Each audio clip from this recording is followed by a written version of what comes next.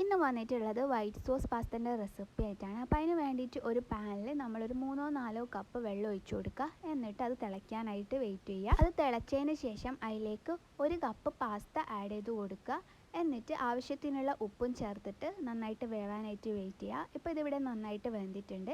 ഇനി നമുക്കിതൊരു അരിപ്പയിലോട്ട് ആഡ് ചെയ്ത് കൊടുക്കുക. എന്നിട്ട് അതിൻ്റെ മുകളിലായിട്ട് കുറച്ച് തണുത്ത വെള്ളം കൂടി ആഡ് ചെയ്ത് കൊടുക്കണം. ഇനി നമ്മൾക്ക് ഇത് മാറ്റി വെക്കാം കേട്ടോ. ഇനി ഒരു പാൻ എടുക്കുക. അതിലേക്ക് നമ്മൾ കുറച്ച് ഓയിൽ ആഡ് ചെയ്യുക, 1 ടേബിൾ സ്പൂണ്.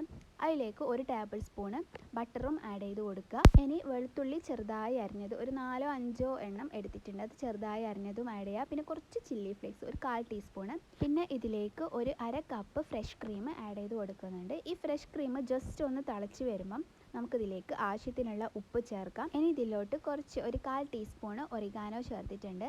പിന്നെ നിങ്ങൾക്ക് ഈ അവസരത്തിൽ വേണമെങ്കിൽ ചീസും കൂടി ആഡ് ചെയ്യാം. ചീസ് ഉണ്ടെങ്കിൽ, ഇല്ലാത്തവർ ആഡ് ചെയ്ത് കൊടുക്കണമെന്നില്ല. പിന്നെ ഞാൻ പാസ്ത ആഡ് ചെയ്തിട്ടുണ്ട്. പിന്നെ കുറച്ച് കുരുമുളക് പൊടി, ഒരു 1/2 ടീസ്പൂൺ കുരുമുളക് പൊടിയും ആഡ് ചെയ്തിട്ട് നന്നായിട്ട് മിക്സ് ചെയ്തിട്ടുണ്ട്.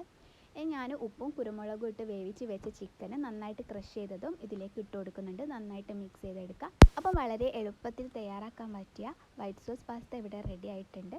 അതിലോട്ട് കുറച്ച് ചില്ലി ഫ്ലേക്സും കുറച്ച് ഒറിഗാനോയും കൂടി മുകളിലായിട്ട് ഞാൻ തൂക്കി കൊടുക്കുന്നുണ്ട്. അപ്പോൾ എല്ലാവരും ഒന്ന് ട്രൈ ചെയ്ത് നോക്കുക. ഇഷ്ടമായിട്ടുണ്ടെങ്കിൽ ലൈക്ക് ചെയ്യുക, കമൻറ്റ് ചെയ്യുക. താങ്ക്